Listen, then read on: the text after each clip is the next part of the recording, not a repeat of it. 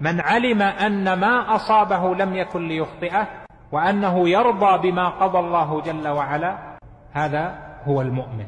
لهذا في القرآن كثيرا ما يذكر الله جل وعلا في وصف أهل الجنة رضي الله عنهم ورضوا عنه.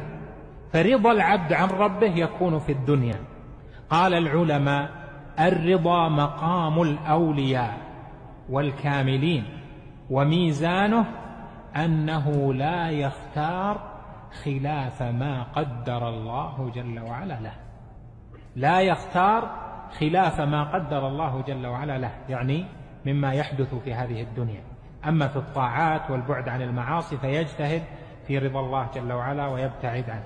فرضا الرب جل وعلا عن العبد منوط برضا العبد عن الله جل وعلا.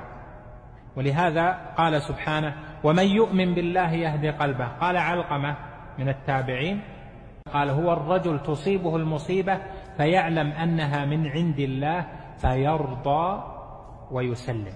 هنا يرضى ليس في صدر حرج من ما قضى الله جل وعلا عليه.